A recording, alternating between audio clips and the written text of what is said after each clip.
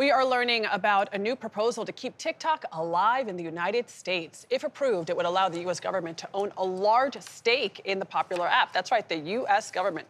So Perplexity AI, that's a company that specializes in artificial intelligence software. They submitted the proposal to TikTok's parent company, ByteDance, last week. The proposal is getting attention because of the unique way it's structured. But is it viable? Joining us now to tell us if it is or isn't, or what she thinks, is CBS News Money Watch correspondent Kelly O'Grady. Kelly, good morning. Good morning to you both. So you used to work in mergers and acquisitions, so you really know how this all works. This is a bit of a unique structure. It's not a direct sale, it's a merger, and then the U.S. government wouldn't get involved until there's a IPO, an initial public offering, right? Like, why is this so convoluted? That's correct. This is a really, really complicated structure. And by the way, this would just be for the U.S. operations of TikTok. So the global operations would continue to operate separately. This new company would be created entirely. So it's called a new co in mergers and acquisitions. ByteDance would actually retain, those investors would retain a piece of the pie, and then you would get the money for the merger by bringing in a number of third-party investors.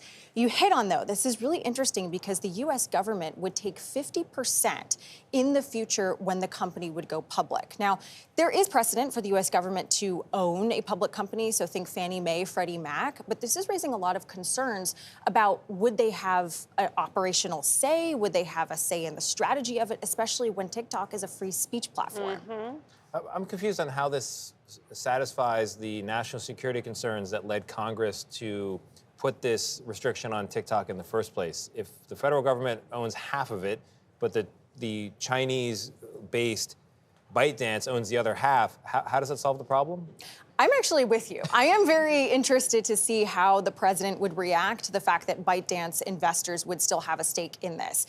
The interesting thing here, though, is that this wouldn't be for the algorithm. And that was actually really at the heart of the concerns. So this new company would have to build an entirely new algorithm from scratch. I can't emphasize enough how hard that would be to do. A lot of social media companies have tried and failed to do something like that. And that's the whole thing about TikTok is the algorithm that makes it so popular. So TikTok might have different ownership, but they would have to recreate, if they can. It'd be so difficult. The nobody's secret been sauce. able to. And right. Really good secret Lots sauce. of smart people have tried. So you say that this deal doesn't really make business sense.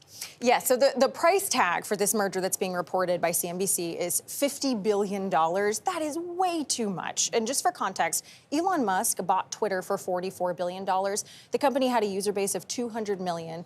TikTok US has 170 million, and we would be paying more for this.